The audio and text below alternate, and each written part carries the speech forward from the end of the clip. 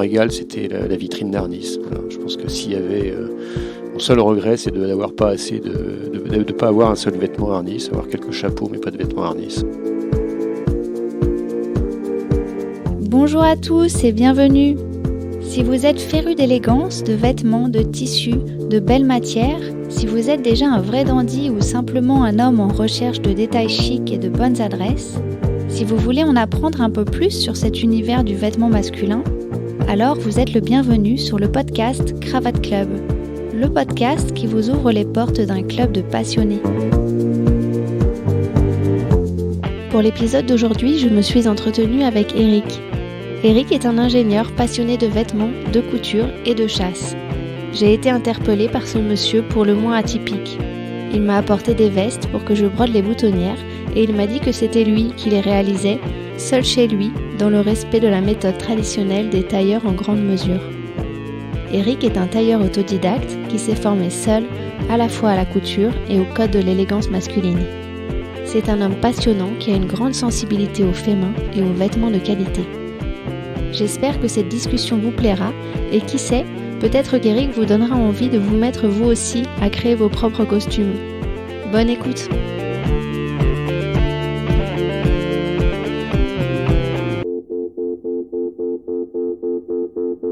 Bonjour Eric, merci beaucoup d'être venu me voir.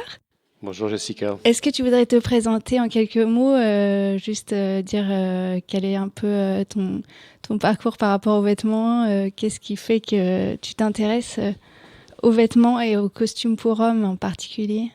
Oui, alors volontiers. Donc j'ai plus que 50 ans. Je crois que je me suis toujours intéressé aux vêtements, à la fois parce que je dois être un peu coquet, mais aussi parce que j'aime les choses jolies et confortables.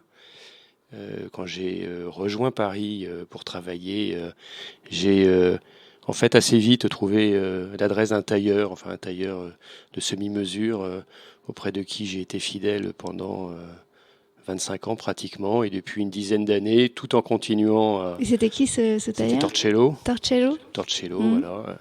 On allait rue des Pyrénées, se faire prendre les mesures autrefois. Donc c'était des beaux vêtements, et puis j'ai toujours un peu cousu. Plus ou moins. Et justement, c'est ça qui m'intéressait le plus. Pourquoi, comment ça se fait que tu ouais, c'est familial. Maman cousait. Je me vois enfant cousant des morceaux de tissu, des morceaux de cuir, des morceaux de fourrure. Plus tard, j'ai fait des vêtements. J'ai dû me faire des knickers, une casquette. Il y a plus de 30 ans, j'ai fait des habits pour ma fiancée, pour ma femme. Et puis il y a 10 ans.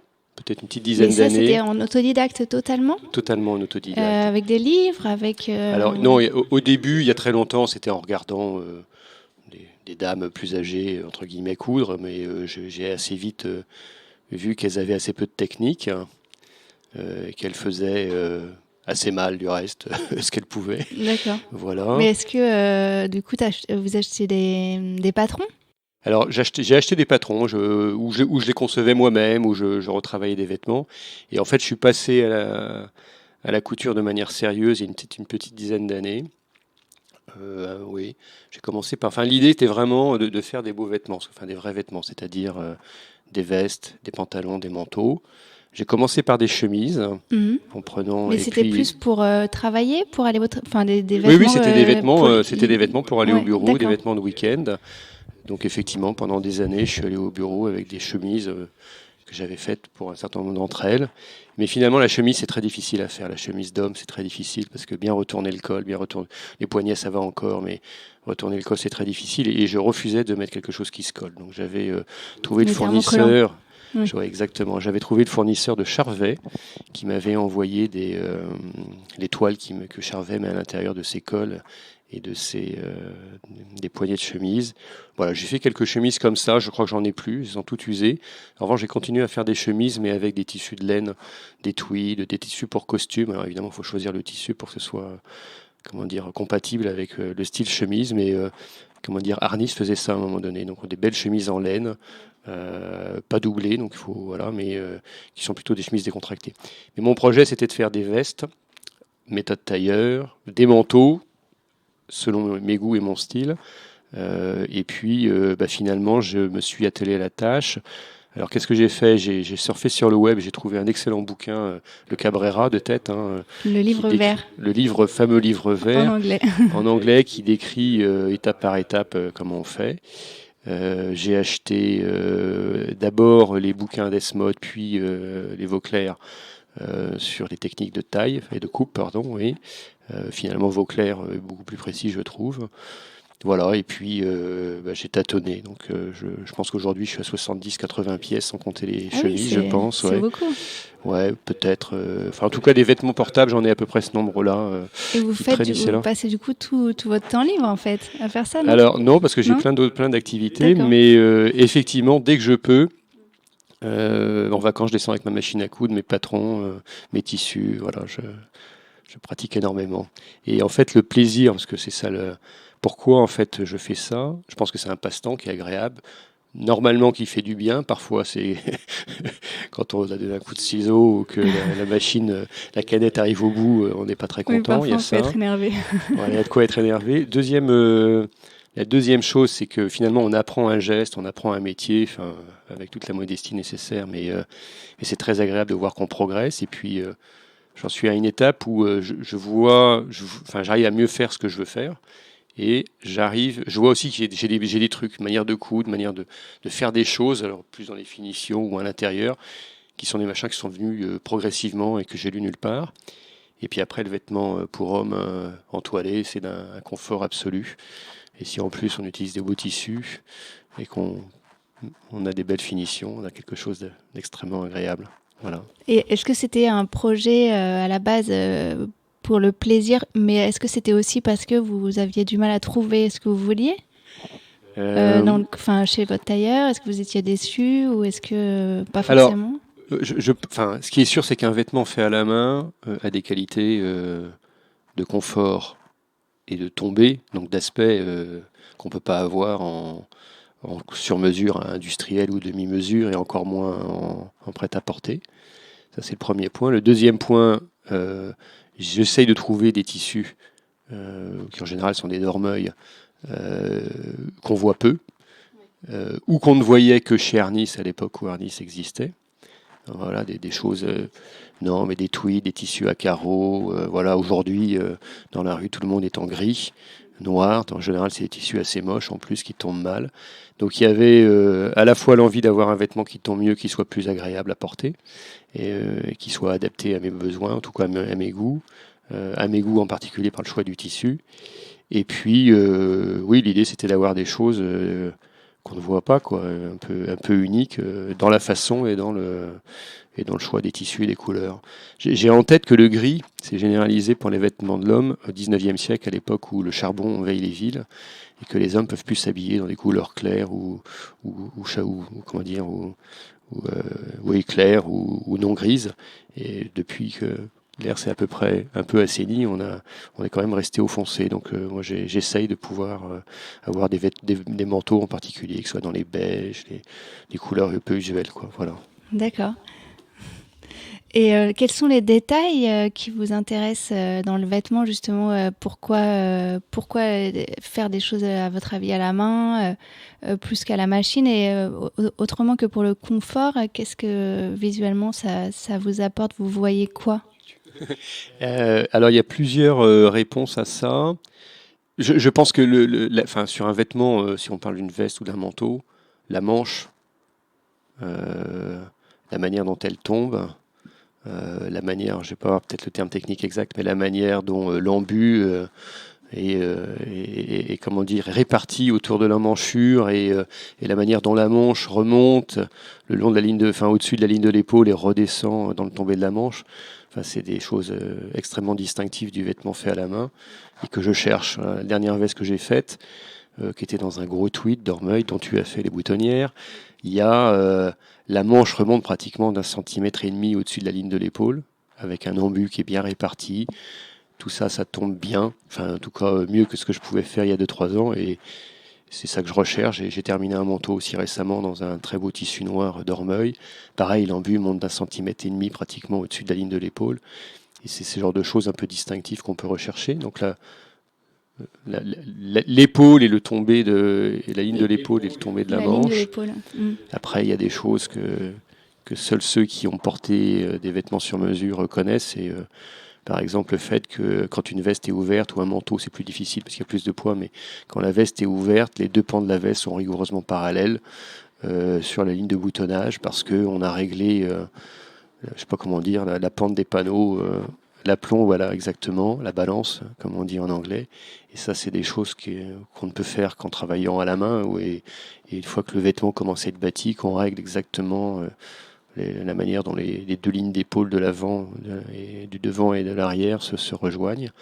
Alors, en prêt-à-porter, ils ont trouvé la technique, il n'y a plus de ligne droite. Donc à partir du premier bouton, on part sur les côtés pour aller rejoindre le relais, comme ça, et puis on voit pas que tout est de guingois.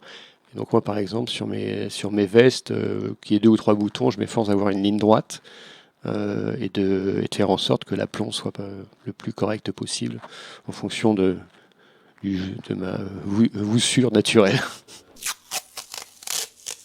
Est-ce que du coup tu achètes encore des vêtements ou tu fais tout pour toute ta garde-robe toi-même?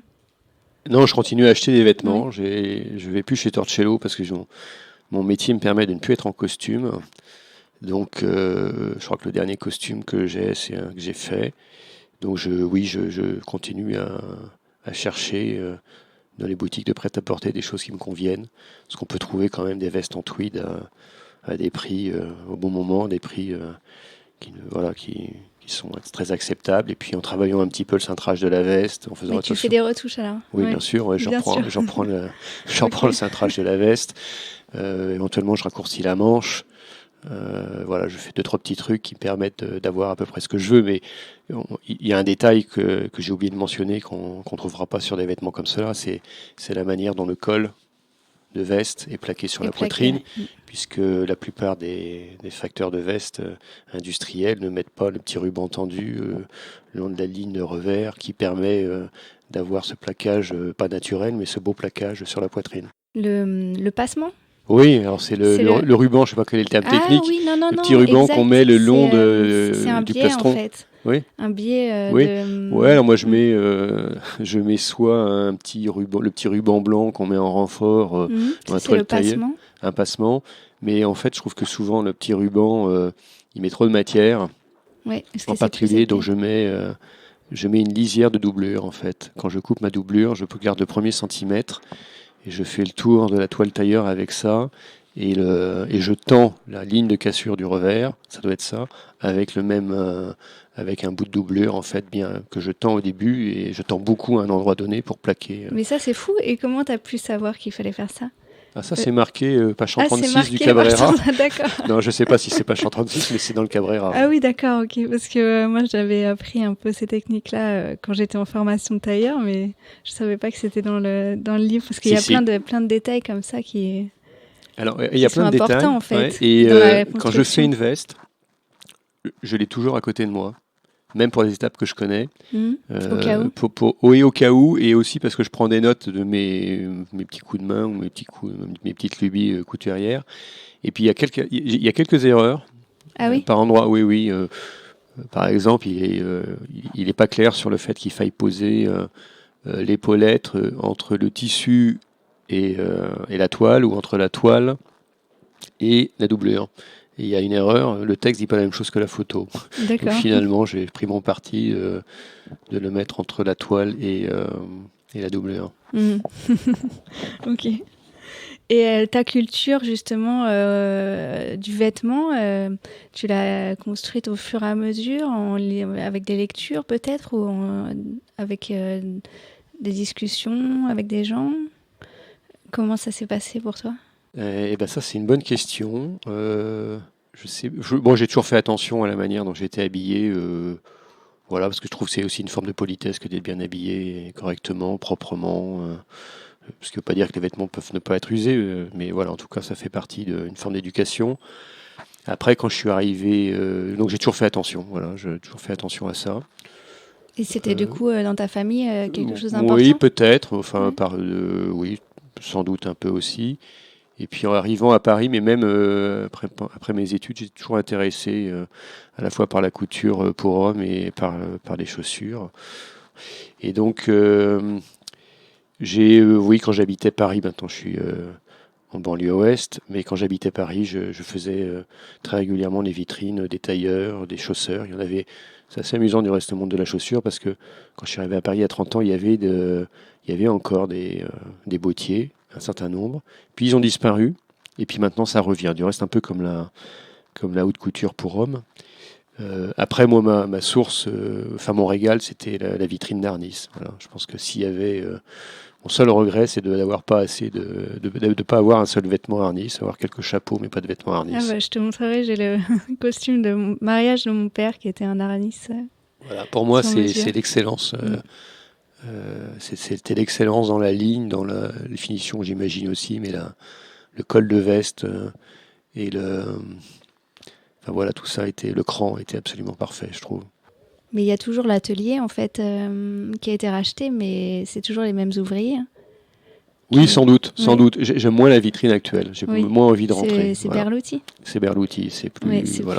C'est plus pareil, mais ce sont les mêmes ouvriers qui travaillent pour le costume. Oui, je pense aussi. Après, dans les belles maisons, je trouve qu'il y a Charvet. Enfin, Charvet, c'est un régal que d'y aller. Sans doute les plus belles cravates de Paris. C'est peut-être les seules cravates.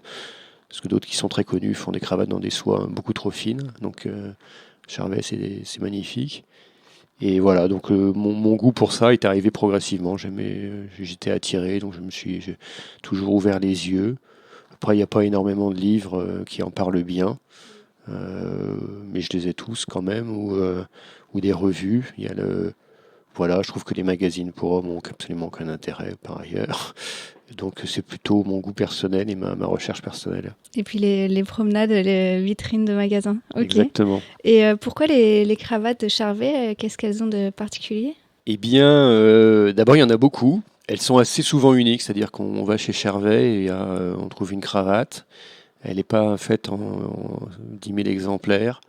Donc moi j'aime beaucoup les cravates unies, d'une certaine manière, ils les ont. J'en ai plusieurs du même coloris, du même tissu, en soie. Soit tissée, en soie. Je ne sais pas dire, mais c'est une grosse soie assez tissée, et assez lourde, et elles tiennent très bien. Et puis en tout cas, ces cravates unies sont très sobres. Et ce qui est super, c'est que quand j'en ai une qui est usée, je reviens avec et puis ils me la refont. Parce que l'atelier, je crois, est sous les toits, qu'ils ont des coupons de tissu. Ils ont des chemises magnifiques. Moi, j'ai pas de chemise Charvet, mais les chemises sont magnifiques aussi. Voilà, il y a un vrai savoir-faire encore chez Charvet. Les mouchoirs sont absolument somptueux, roulotés à la main. Les pochettes sont très belles aussi. C'est une belle maison. D'accord. Et les chemises, alors, tu les trouves où ? Eh bien, c'est un vrai problème. Non, mais là, c'est trop. non, mais c'est justement ce qui Non, mais c'est un vrai sujet. Mais comment dire ça sobrement Alain Figueret faisait des choses très bien, très fonctionnelles. Donc des beaux tissus, bien finis. C'est devenu importable depuis un an et demi, puisqu'ils ont sombré à la mode des surpiqûres à 2 mm ou 3 du bord, du col et de la chemise. C'est immétable. Je leur ai dit, mais voilà. Avant, on avait des surpiqûres à 7 mm, 6 mm du bord, des bords, quoi. Et ça répondait pour moi au canon de la chemise. Et là, par jeunisme, oui. Ils font ça. Leurs chemises sont cintrées beaucoup trop. Mais ils ont la taille slim. Ouais, les cols, ils ont pratiquement plus le col classique. Et j'ai fait le tour de tous les grands marchands de chemises. Ils ont tous la même approche. Donc ils préfèrent vendre à des jeunes qui achèteront une chemise une fois par an que de continuer à vendre à des vieux qui en achetaient 12 par an. Je pense que c'est une erreur, mais en tout cas, voilà. Donc c'est un vrai problème, les chemises. Mais est-ce que tu as déjà pensé à les faire du coup sur mesure ? Oui, il faudrait que je regarde, mais en fait j'ai un stock là, donc le problème ne se pose pas. D'accord. Donc au quotidien, tu disais que tu portes pas tous les jours le costume pour le travail ? Très rarement. Rarement. Je suis plus souvent dépareillé, ouais. Je pense. Mais alors quand même avec une veste et un pantalon. Oui, un peu, ouais, quand même, ouais.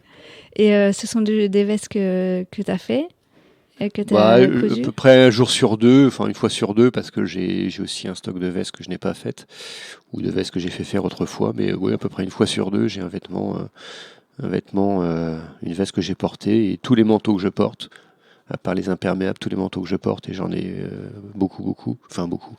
Ouais, quand même, c'est des manteaux que j'ai faits.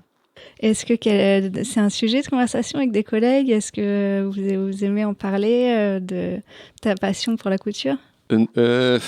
Pas trop, mais Pas certains trop. se demandent parfois pourquoi ce que je dessine en réunion parfois, et donc certains me disent mais pourquoi tu dessines des patrons ou des vêtements? Parce qu'effectivement en réunion, je me laisse aller parfois à dessiner la ligne pas de la veste, mais plutôt du manteau ou du par-dessus, je sais pas comment il faut appeler ça, ou de la redingote, au sens comment dire, générique du terme que je veux faire, ou j'essaye de résoudre un problème d'assemblage en faisant un petit croquis, en me disant mais en faisant comme ça, peut-être que ça serait plus facile ou plus rapide ou plus joli. Donc Voilà. tu penses à la journée, c'est vraiment une vraie passion.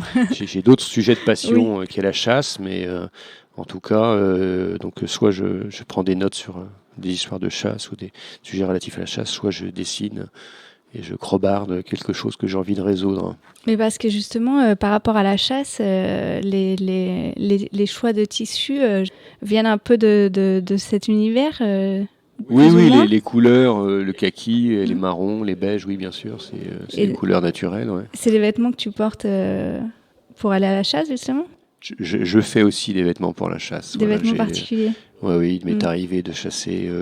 Voilà, ça dépend. Enfin, dans mes affaires de chasse, j'ai pas mal de choses que j'ai faites moi-même. Ouais, des vestes, des blousons, des manteaux, des casquettes, voilà.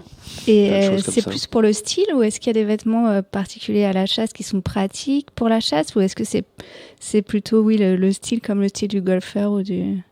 C'est l'alliance des deux, c'est le style, c'est-à-dire que c'est un vêtement unique dans un beau tissu ou un tissu qui répond à la fonction, et puis à une coupe calculée ou imaginée pour être pratique à la chasse. Donc évidemment, on ne va pas monter une veste de chasse avec des épaules et une coupe tailleur pour les manches. Au contraire, des manches kimono, enfin, en tout cas pratiquement comme une manche de chemise plutôt, mais pas trop ample quand même pour pas être gêné. Donc là, voilà, c'est un petit défi amusant. En tout cas, les vêtements amusants à faire, c'est les casquettes. Là, j'en ai fait 2 cette semaine. Ça faisait 30 ans que j'avais pas fait de casquette. Comme il me restait un peu de tissu d'une coupe, j'en ai fait 2. J'ai fait un knickers qui est assorti avec la veste dont tu as fait les boutonnières. Donc là, ça y est, là j'ai un assortiment complet, une tenue de casquette, le knickers, la veste. Après, il y a les gilets de chasse. Voilà, donc c'est des gros tweeds, des choses comme ça. Des manteaux, des blousons. J'ai fait aussi des pantalons. J'ai des vestes pour l'été avec des poches. Enfin voilà, c'est des choses amusantes en général. C'est pas la finition, c'est pas la priorité. Il n'y a pas besoin de doublure. Il faut que ça soit fonctionnel et solide. Et solide. Voilà. Et alors, tu fais les finitions à la main ou tu fais beaucoup à la machine pour ces costumes-là? Si on revient sur les costumes, les vêtements de ville. De chasse, pour la chasse, tu vas plutôt faire la boutonnière, non, je suis pas très bon en boutonnière. Mais oui, s'il y a une boutonnière à faire, je la ferai quand même à la main, je la ferai pas à la machine. Alors parfois je triche, peut-être que je fais la boutonnière à la machine, puis après je refais un petit coup de fil de soie pour pour finir à la main. Ouais, voilà. Mais sinon je suis une boutonnière cachée, ou une patte cachée, c'est encore plus simple. Mais c'est vrai que c'est assez extraordinaire, je trouve, d'être, cette passion-là et puis de faire tout seul, c'est assez incroyable. Je crois que j'avais jamais rencontré quelqu'un qui faisait ce genre de choses pour son plaisir comme ça, tout seul. Je sais pas, oui, j'ai assez peu de personnes pour en parler. J'ai été voir pas mal de tailleurs, en fait, à un moment donné. Je suis allé voir un certain nombre de tailleurs, plutôt les historiques de Paris, petite demi-douzaine d'entre eux peut-être. On a discuté, alors je leur montre ce que je fais. Ils m'ont donné quelques conseils, assez avares en général quand même. Oui, assez avare. Ouais. Ils ont toujours un peu la crainte que ce soit finalement un concurrent ou quelqu'un qui a envie de s'installer, qui les taquine, ou ils viennent les interroger pour savoir comment ça se passe. Mais certains, dont Joker Guat, qui est le tailleur qui fait les costumes de cet acteur qui a fait OSS 117, mais non m'échappe. Jean Dujardin. Jean Dujardin, ouais, Joker Guat, qui est un vieux monsieur qui est quelque part du côté de République. J'étais le voir 2-3 fois. Alors, avant que la conversation ne soit coupée, tu me parlais justement de ta passion pour la confection des vestes et vêtements sur mesure. Et tu me disais qu'il y a quelques années, tu avais fait le tour des tailleurs parisiens pour leur montrer ton travail sur tes vestes. Est-ce que tu voudrais me raconter à nouveau, me parler de ces tailleurs que tu as pu rencontrer sur ton chemin? Oui, en effet, je suis, au fur et à mesure de ma progression, entre guillemets, dans la facture des vêtements, je pousse la porte et j'ai poussé la porte d'un certain nombre de tailleurs. Alors la plupart m'ont reçu ou me reçoivent assez bien, me donnent quelques conseils, me font quelques remarques qui aident à progresser. Mais en général, ils sont assez discrets sur leurs propres techniques et leurs propres procédés. Mais il y a une rencontre qui a été intéressante, un peu par hasard, je ne sais pas comment, j'ai découvert l'existence d'un monsieur qui s'appelle Jo Kergoat, qui doit être breton d'origine, un tailleur, on va dire, assez ancien, c'est un vieux monsieur, et qui travaille dans un petit atelier dans le 11e, et j'avais été le voir, lui m'avait vraiment bien reçu, c'est la première veste que j'avais faite, vraiment technique tailleur de A à Z avec le fameux bouquin vert. Et on avait passé une demi-heure, il avait regardé, il m'avait donné quelques conseils, il avait fait quelques grimaces. En fait, je me demande si je ne l'ai pas découvert parce qu'il était à côté, dans la même rue, qu'une boutique où on pouvait faire des boutonnières à la machine. Je pense que c'est ça l'histoire. Et puis en surfant, j'avais vu qu'il était juste à côté. Ses vêtements sont sublimes. En vitrine, c'était très beau. Il m'a fait essayer une veste qu'il était en train de faire. Il a montré ses vieux bouquins de coupe. Et il existe toujours, cet atelier ? Je ne sais pas s'il existe toujours. En tout cas, c'est lui qui a fait les costumes d'OSS 117 dans les différents films de Dujardin. Ah oui, donc c'est pas si vieux. Voilà, c'est pas si vieux que ça. Et il me semble même qu'il a fait ses costumes dans un autre film où il jouait le rôle d'un juge français des années 70. Voilà, donc pour moi, c'est des très beaux vêtements. Et puis, la deuxième fois que je l'ai rencontré, je suis allé le voir, où là, il a fait un peu plus la grimace en me disant que ma deuxième veste était moins bien que la première. Et celle-ci a terminé en chiffon. Il m'a fait rencontrer le propriétaire de Lafayette-Saltiel, qui était dans le quartier, ce qui m'a permis de connaître cette adresse et à laquelle je suis fidèle maintenant parce que c'est le magasin, où il y a vraiment, la boutique où il y a vraiment tout ce qu'il faut. Oui, pour tout ce qui est toile. Exactement, les moi, je vais acheter mes fils pour les boutonnières. Exactement. C'est vraiment la maison à connaître. Quand on a envie d'avoir des beaux produits pour des doublures, des mignonnettes, tout ce qui rentre à l'intérieur d'une veste, des boutons. Et la mignonnette, alors, c'est pour informer les gens. La mignonnette, c'est la doublure qu'on met à l'intérieur des manches de veste, qui est une doublure telle que je le comprends un petit peu plus rigide, un peu moins souple que les doublures qu'on met dans le corps du vêtement. Et un peu plus fine. Et un peu plus fine, mais ça donne de la structure à la manche, ça améliore son tombé le long du mouvement du bras. Et sachant que pour qu'elle apporte toute sa valeur ajoutée, il faut qu'elle soit accrochée à la manche par les coutures qui relient le devant et l'arrière de la manche. Donc en fait, les deux pièces de la manche faite en mignonnette sont accrochées aux deux pièces de la manche faite en tissu pour assurer cet effet de superstructure, on va dire, de la manche. Généralement, voilà. La mignonnette, c'est un tissu à rayures blanc ou plutôt écru. Oui, et parfois gris. Et oui, alors ce qui est sympa, c'est que chez Lafayette, on en trouve de toutes les couleurs. Ah, on en trouve toutes les couleurs. Oui, vraiment de toutes les couleurs. Donc ils ont effectivement un modèle traditionnel, à petite rayure, mais on en trouve dans des matières ou dans des coloris un peu plus flashy. Donc c'est très amusant. Voilà. Et après, c'est amusant de faire de raccorder la doublure avec la mignonnette et de faire un effet. Ou pas. Ou pas, mais effectivement, il faut essayer d'assortir les deux. Voilà, donc Jo Kergoat, si jamais il écoute, je le remercie parce qu'il m'a bien aidé, il m'a donné quelques conseils. Et surtout, je trouve que parmi les tailleurs un peu de l'ancienne génération que j'ai pu approcher, je trouvais que c'était celui qui avait les lignes les plus souples. Et enfin voilà, c'était pas trop mastoc, alors que certains un peu de l'ancienne école emprisonnent leurs vestes et leurs clients dans des carcans. Lui, c'était assez, ça semblait assez souple. En tout cas, c'était très beau. Et est-ce que tu te souviens d'un bon conseil qui t'a donné ? Oui, c'est le premier ma première veste, et je pense que j'ai corrigé le défaut depuis. L'aplomb des panneaux devant était pas correct. En clair, la veste s'ouvrait trop. Et donc, il m'a expliqué qu'en remontant d'un centimètre la partie centrale des panneaux devant, vers la ligne de couture d'épaule, je pouvais rectifier l'aplomb. Et je crois que je l'ai fait, oui, je l'ai fait. Donc j'ai démonté le col, j'ai défait les épaules, j'ai remonté tout ça. Voilà, c'était un bon conseil. Et puis l'autre conseil qu'il m'a donné, c'est de faire des boutonnières jolies, non pas des boutonnières à la machine. Ah bah, c'est comme ça qu'on s'est rencontrés. Alors. Voilà. Et pour toi, à quoi reconnaît-on un tissu de qualité ?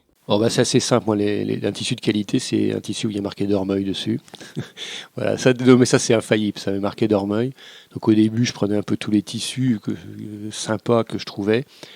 J'ai eu quelques déboires parce que soit ils acceptent pas qu'on les travaille, soit je vais y revenir, soit finalement ils s'usent trop vite ou ils ont un mauvais tombé. Donc qu'est-ce que je veux dire par les tissus qui n'acceptent pas de se travailler? C'est les tissus qui marquent quand on les découpe.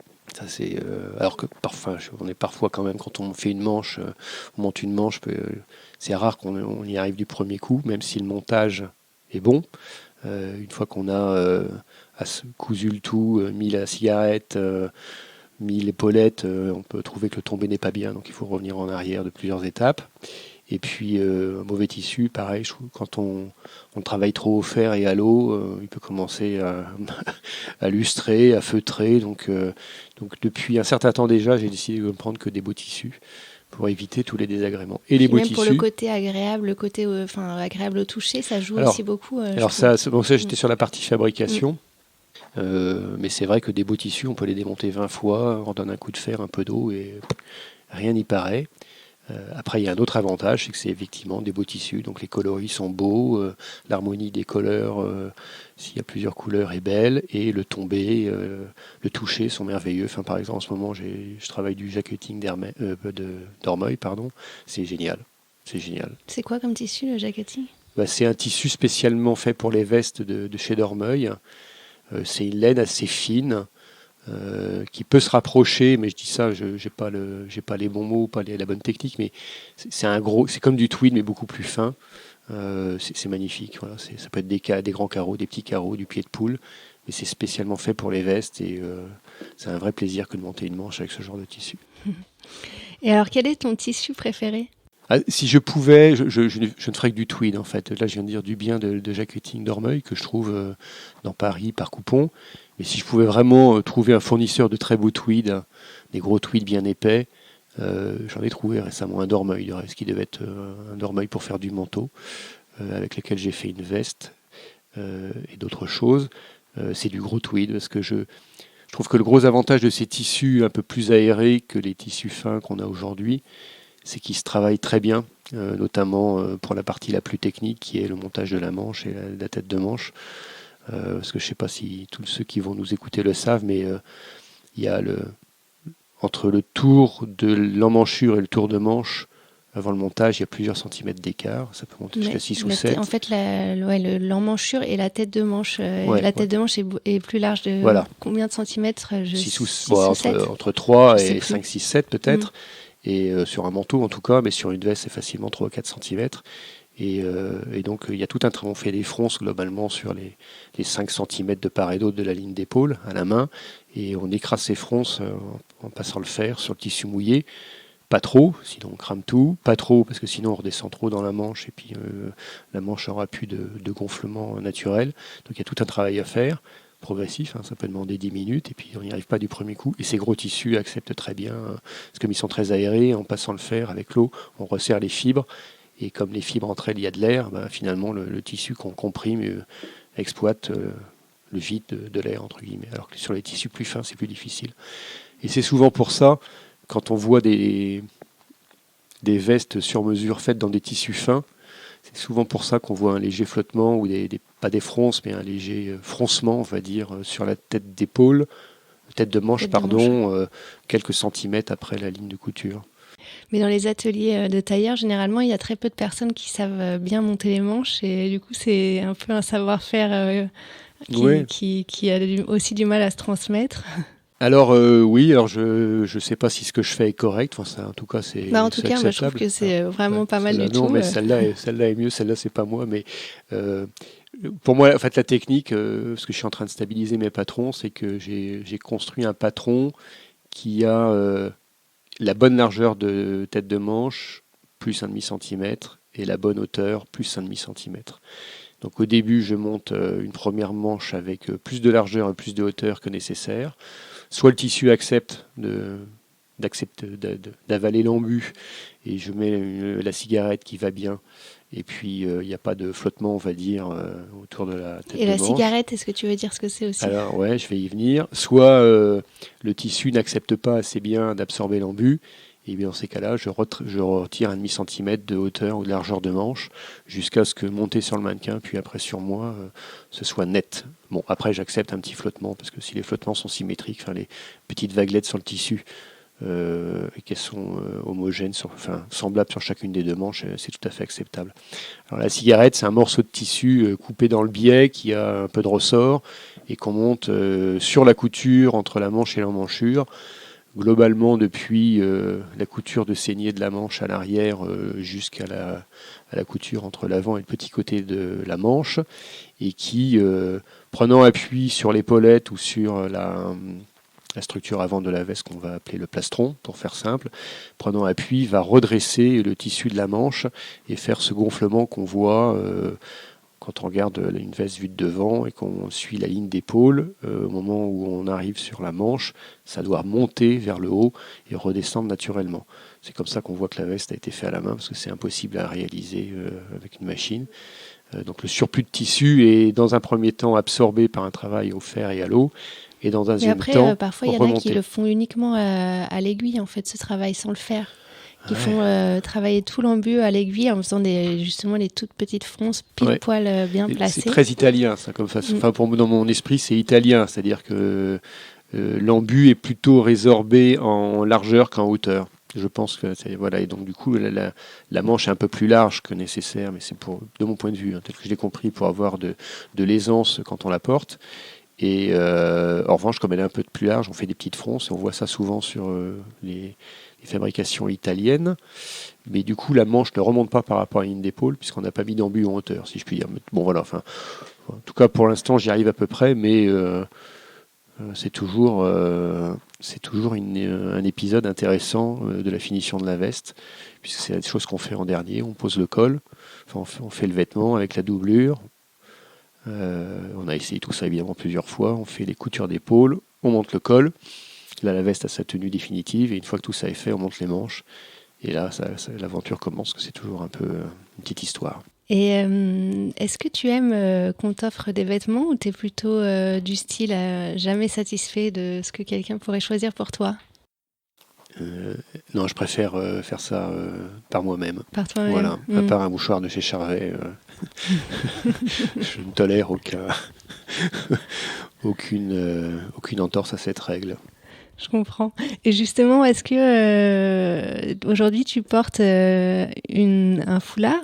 Est-ce que tu veux parler de ce foulard ? Oui et non. J'aime beaucoup les foulards et Hermès. Est-ce que c'est un foulard qui est quand même avec un motif assez fort de fleurs ?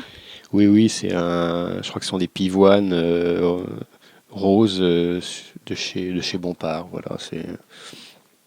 Je ne sais pas si c'est très masculin, mais... C'est pour remplacer un peu la cravate ou... Oui, alors ça, c'est vrai que c'est une chance. On n'a plus beaucoup la nécessité de porter la cravate au bureau. Donc, Et tu trouves que c'est une chance ? Oui, finalement, c'est plus simple. Voilà. Oui, c'est une chance. Ça fait un truc de moins penser. Mais c'est vrai que la cravate, une belle cravate, c'est agréable. Mais bon, enfin, c'est une petite contrainte, la cravate. Et pourquoi c'est une petite contrainte ? Parce que ça peut aussi être un plaisir ?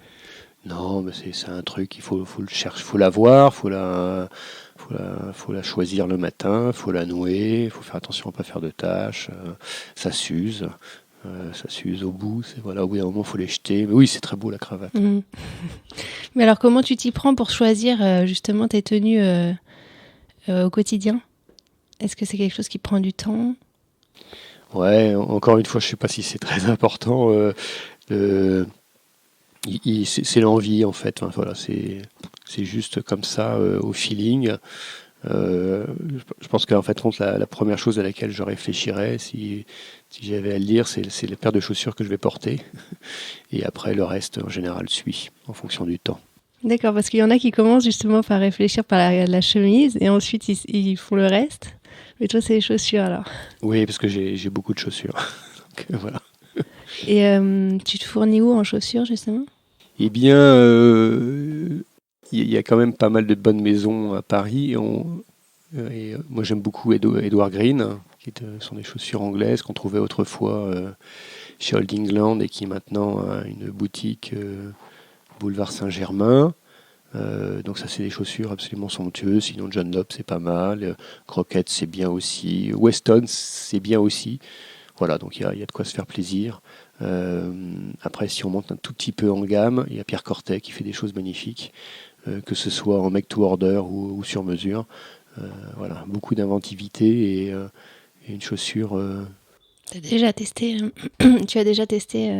Pierre Cortet? Ouais, Ouais. C'est une très belle chaussure. Oui, ça c'est sûr.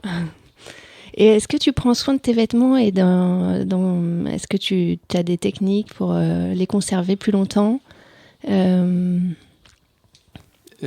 les faire durer dans le temps? Ouais, non, enfin moi je trouve que ce qui est beau ce qui est intéressant avec un beau vêtement, c'est quand il commence à s'user justement. Commence à y avoir un peu de patine, des endroits où une partie du fil et du tissu est partie. Alors je dis pas qu'il faut voir la trame, mais en tout cas on voit qu'il y a une petite marque d'usure. Un beau vêtement, j'ai l'impression qu'il vieillit mieux qu'un vêtement moins bien fait. Il faut qu'on revienne 2 secondes sur la construction des vestes. Ah oui, on revient sur ce que tu veux. Et donc après, je trouve que ce qui est intéressant à voir chez soi, ça se trouve sur le web assez facilement. Ça vient d'Angleterre, c'est des presses à pantalons comme on trouve dans les hôtels. C'est très facile à commander sur Internet, ça doit valoir 150 ou 200 euros. Et donc, c'est la presse qui se presse sur le mur avec un minuteur, 15 minutes ou 30 minutes, ça doit chauffer à 40 degrés ou chose comme ça. Et donc, on laisse son pantalon reposer toute la nuit ou on le met dans la salle de bain après qu'on l'ait utilisé. Comme ça, les fibres prennent un peu d'humidité et puis ça défroste le pantalon de manière naturelle. Et puis, on le met dans la presse, on ferme la presse, on appuie sur 15 minutes. Et puis 15 minutes après, on a un pantalon dont le pli est refait. Donc ça, c'est assez pratique. C'est bien ça, oui. Ouais, c'est très bien. C'est facile à trouver sur Internet. On tape presse à pantalon et on tombe dessus. Voilà, ouais, okay. Je pense. Ouais, mais pour les vestes, alors pour les vestes, une veste qui est montée de manière traditionnelle, un coup de fer, un peu d'eau, un coup de fer, et puis laisser reposer. Je pense que la clé... Moi, je pense que tout le monde ne pourrait pas repasser lui-même ses vestes. Je pense qu'il faut quand même un peu de technique pour ne pas l'abîmer. Ouais, alors, un commentaire avant de répondre à cette question. Je pense les vêtements, les beaux vêtements, surtout en fibre naturelle, un peu comme les chaussures, il ne faut pas les porter 2 jours de suite. Il faut les laisser s'aérer, il faut laisser reprendre un peu de... Mais tu les laisses s'aérer près de la fenêtre comme ça, je sais ou pas. Juste comme ça dans l'appartement? Ouais, je fais pas très attention, mais voilà, les laisser reposer. Et puis, pour repasser une veste, il faut la repasser sur la doublure, en fait. Voilà. Sur une planche à repasser ou sur une table, mais repasser sur la doublure, mettre un petit peu d'eau et repasser à feu doux, si je puis dire, et puis ça va revenir naturellement. Alors après, c'est vrai qu'une veste entoilée de manière moderne, ça va pas donner grand-chose, parce qu'il y a tout ce qui est à l'intérieur et qui est collé va empêcher probablement le travail du fer de se réaliser, mais une veste traditionnelle, ça se repasse très bien. Et je me dis même que ça devrait se repasser à chaque fois qu'on la porte, parce que c'est des vêtements qui sont très souples, il n'y a rien de collé à l'intérieur, donc c'est finalement le tissu dans sa finesse qu'on a sous les yeux ou sous le fer. Et je pense qu'il faudrait les repasser tous les jours pour leur redonner un petit peu de leur beauté naturelle. Mais nous, on a un steamer. C'est ce qu'ils utilisent dans les boutiques. C'est juste en fait de la vapeur qui est. Mais je vois bien. C'est pas l'idéal. Après, il y a l'expression tire à 4 épingles.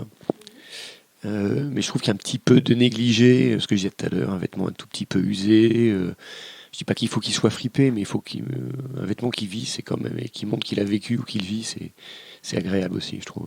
Oui, mais à partir de quand ça fait négliger justement À partir du moment où il faut mettre autre chose.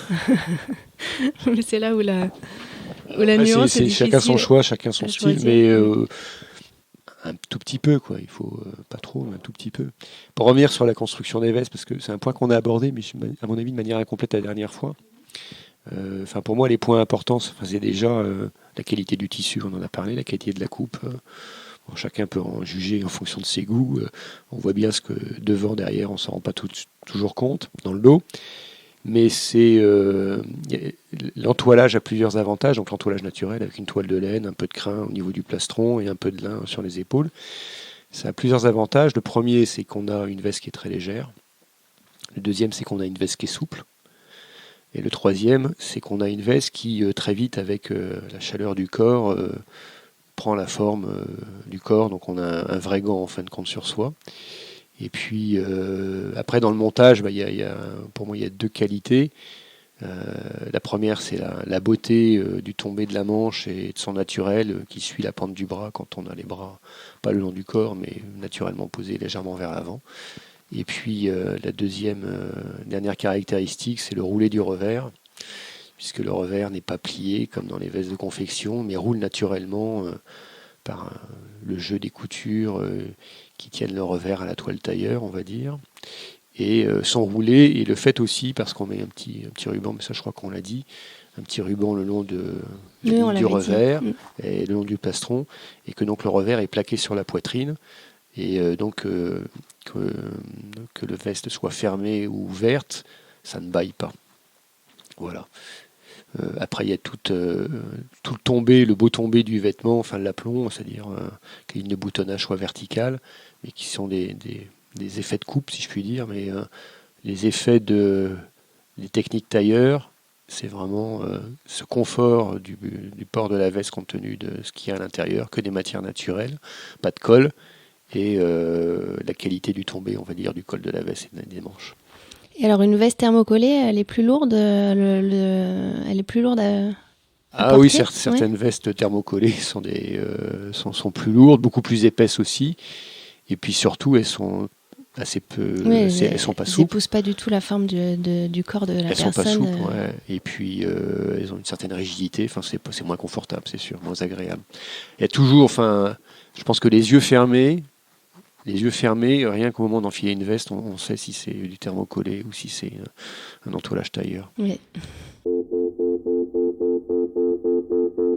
Et est-ce qu'il y a un accessoire que tu aimes particulièrement ? Est-ce que c'est par exemple une montre, une ceinture ou un foulard Je pensais qu'on allait parler d'accessoires de couture. Ah on peut parler d'accessoires de couture après. Pour moi, l'accessoire de couture le plus utile, c'est une pince à épiler. Oui, c'est vrai que c'est utile, moi je m'en sers beaucoup. C'est l'outil à découdre. Hein. Donc pour comprendre... Pour découdre, on coupe le fil 10 cm de l'endroit avec un découvite. Oui, avec un découvite, une paire de ciseaux, et après on tire le fil dans l'axe de la couture avec une pince épilée, et on découpe comme ça 10 ou 15 cm de couture en une seule fois. Ça, c'est vraiment l'accessoire le plus important, et c'est un truc, j'ai pas l'impression que beaucoup de gens le connaissent. Peu de gens le connaissent. Moi, j'utilise ça beaucoup, la pince à épiler, quand j'ai une copine qui trouve ça drôle d'ailleurs, elle dit que j'épile les vestes quand j'enlève les boutonnières à la machine. Voilà, donc effectivement, et pareil, quand on a décousu quelque chose un peu en force ou de manière sauvage, par exemple en utilisant un ciseau, et on se retrouve avec plein de bouts de fil le long de l'ancienne ligne de couture, avec une pince à épiler, c'est très très rapide. Voilà. Donc c'est le truc à ne pas perdre. Et puis l'autre objet très important aussi, c'est un pinceau. Un pinceau, parce que, en tout cas moi j'utilise ça comme ça, que quand parfois on veut aplatir une couture ou aplatir un morceau de tissu, on a la solution de donner un coup de pchit pour mettre de l'eau. On peut aussi faire comme certains repasseurs dans les pays d'Asie ou autres qui mettent de l'eau dans la bouche et vaporisent l'eau au-dessus du vêtement, mais ça c'est pas très hygiénique, et puis c'est assez dur à faire finalement. Et sinon il y a la technique, moi ce que je fais, c'est que j'ai un bol avec de l'eau et un pinceau, et c'est un gros pinceau de bricolage. Non, c'est un pinceau de gouache assez aéré, et puis on trempe et on donne un coup de pinceau aller-retour sur la ligne de couture, et là on a la quantité d'eau qui va bien. Moi ce que je fais, c'est que c'est ce que j'utilisais pendant ma formation de tailleur, c'est en fait tu prends de la toile à patron et tu roules ça jusqu'à ce que ça fasse un petit comme un pinceau en fait, mais sauf que c'est du tissu. Et moi je trempe ça dans l'eau, et puis je mets sur la couture à repasser, à écraser. C'est la même idée. Oui, c'est la même idée. Et c'est vrai que le pinceau c'est bien. Alors voilà ma réponse sur les accessoires. Et du coup, en couture, est-ce que tu as d'autres petites astuces que tu as envie de partager avec nous? Non, enfin je sais pas, faut que je réfléchisse. Parce qu'en fait, à force de coudre, de faire des expériences, bah, au fur et à mesure, on a chacun ses petites techniques et on a chacun ses trucs, en fait. Oui, alors qu'est-ce que je fais aujourd'hui qui pourrait être dit? Non, je pense qu'il faut vraiment être méthodique. Moi, les premiers vêtements que je faisais, je les faisais, je les montais et je mettais la doublure après. Alors là, ça c'est vraiment compliqué. Depuis un certain temps, je me force à monter la doublure avant de faire la ligne d'épaule, de garder, pas obligatoirement fermer l'ourlet parce qu'on peut avoir besoin de refaire par exemple le cintrage de la veste ou la ligne de couture du dos. Bon, mais ça c'est vraiment important. Donc de la méthode. Et en fait, une fois qu'on a stabilisé la méthode et le patron, on peut se concentrer sur le style du vêtement qu'on veut faire et prendre en compte, essayer de comprendre les caractéristiques du tissu qu'on travaille, parce que tous les tissus n'ont pas les mêmes caractéristiques. Et les mêmes réactions. Et les mêmes réactions à la fabrication. Et évidemment, pour les deux endroits les plus critiques d'un vêtement, enfin d'une veste, qui sont encore une fois les manches et le col. Voilà. Après, ça c'est le premier truc. Le deuxième truc, je trouve qu'il n'y a rien de mieux qu'une couture faite à la main. Et donc en ce moment, moi, sur les vêtements que je bâtis, à part les grandes coutures entre grands et petits côtés, etc., enfin les grandes lignes droites, on va dire, tout le reste est fait à la main. Oui, parce que finalement, qu'est-ce qui est fait à la machine sur la veste tailleur? Il y a les coutures du petit côté, les pinces, les épaules, la couture les coutures des manches, de chaque côté. Et les coutures et ensuite la manche à la fin, une fois qu'on l'a montée, on l'a bâtie en fait. Et après le parement est monté à la main. Tout le reste est monté à la main. Les manches sont fermées à la main pour la partie basse. La doublure, toutes les doublures sont posées à la main. Enfin, sauf les coutures pareil des petits côtés. Oui, la doublure en elle-même est construite à la main. Enfin, elle est construite à la machine, mais le fait qu'elle soit raccrochée à la veste, au tissu de la veste, tout ça c'est fait à la main. Alors je sais pas, je crois que ça s'appelle le petit point, c'est le point où on pique et on fait en arrière, là, on fait comme ça. Le petit point. Ouais, enfin moi j'appelle ça le petit point. À quel endroit tu disais pour accrocher la doublure pour accrocher la doublure au parement. C'est le caché. Voilà, c'est le point qui est là. Le point de chausson. Ouais, je sais pas. Non. On en reparlera. Un point où globalement, quand on part, on repart en arrière. Bah, c'est le point arrière alors. C'est le point arrière. Voilà. Le point arrière, je trouve que c'est un point génial parce qu'il, en fait, globalement, une fois sur deux, on repique dans le fil qui était en dessous. Et donc, même si le fil est coupé à un endroit, ce qui peut arriver à un moment donné dans la vie de la veste ou du vêtement, ça va tenir. Voilà. Donc après l'autre conseil, c'est de savoir où il faut mettre du jeu et un petit peu d'aisance, et c'est très important. Pour la doublure aussi, pour pas qu'elle tire la veste, sinon ça c'est presque impossible à reprendre. Donc ça c'est vrai, par exemple la doublure doit être légèrement plus grande à certains endroits que le vêtement, enfin en tout cas par exemple entre le point le plus bas de l'emmanchure et l'ourlet, et puis pareil à l'endroit où les fentes du pan de la veste s'ouvrent. Il faut 1 cm, 1 cm et demi de plus pour être sûr que ça ne tire pas. Voilà. Et puis l'autre chose à laquelle je fais beaucoup attention, c'est quand je fais une couture à la main, que ce soit tissu sur tissu ou tissu sur doublure, selon qu'on travaille à plat ou qu'on courbe le tissu dans un sens ou dans l'autre, un des deux tissus qu'on assemble à l'autre va prendre un peu de jeu. Et en faisant ça, on peut se garantir de ne pas avoir de défaut au moment où le vêtement va être porté. Je vais prendre un exemple. Quand on monte le parement de la veste sur l'avant de la veste, il faut essayer de faire ça à plat globalement depuis le haut du revers jusqu'au dernier bouton de la veste. Et puis à partir du dernier bouton jusqu'au bas de la veste, on a intérêt à faire en sorte que le parement soit un petit peu plus court que l'avant de la veste. de telle manière à ce que quand la veste soit portée, le devant de la veste ait tendance à revenir vers soi, un petit peu tiré, vers l'arrière, donc vers soi plutôt que vers l'avant. Et on fait ça au moment où on fait la couture, en remontant un petit peu, en courbant légèrement, de telle manière à ce que ce soit raccourci de quelques millimètres.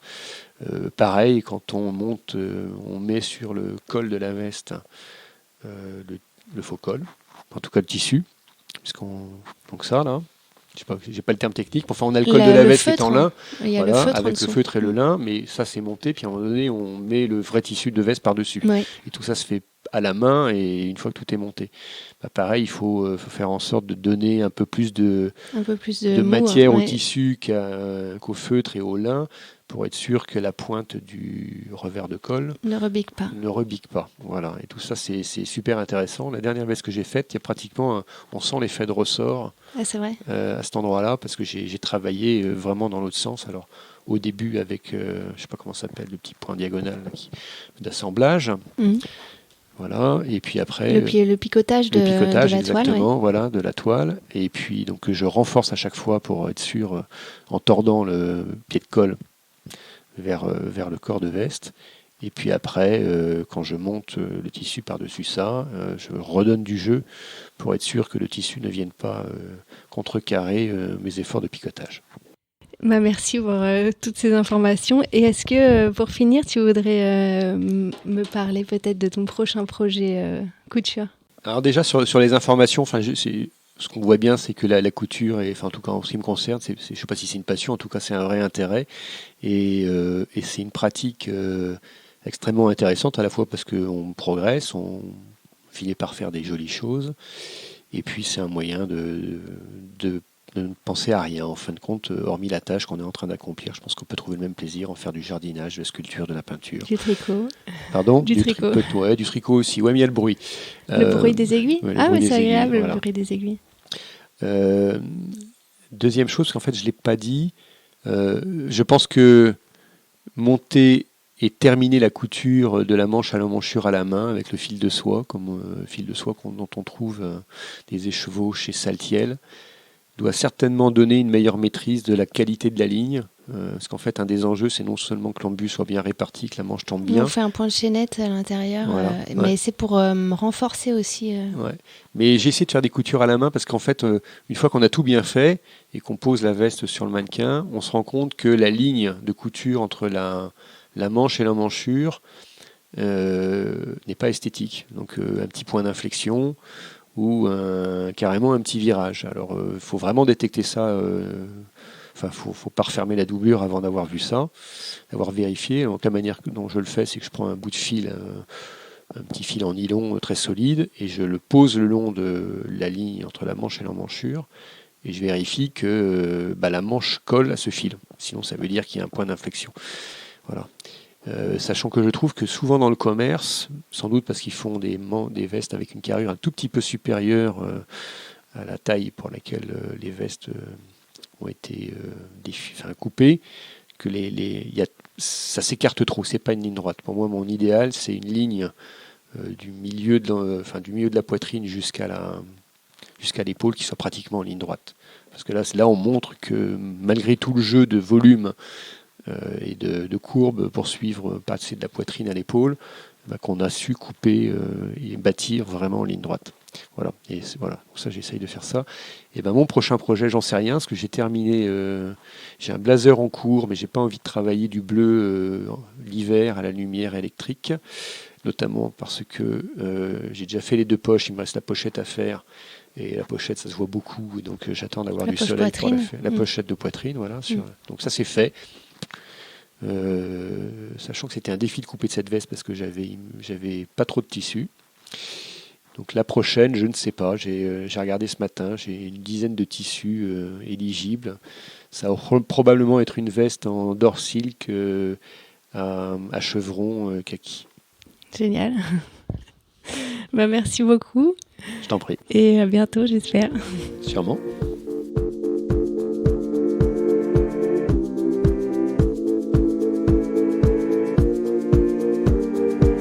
Merci beaucoup d'avoir écouté Cravate Club. Si vous avez aimé cet épisode, n'hésitez pas à en parler autour de vous, à mettre des étoiles sur Apple Podcast, à laisser des commentaires ou des suggestions sur des sujets à aborder, des personnes à inviter, sur le compte Instagram de Atelier Minutie, MINU2SI, ou par email à jessica@minutie.com. Cela ne vous prendra que quelques instants et ça m'aidera beaucoup. Merci et à très vite pour un prochain épisode.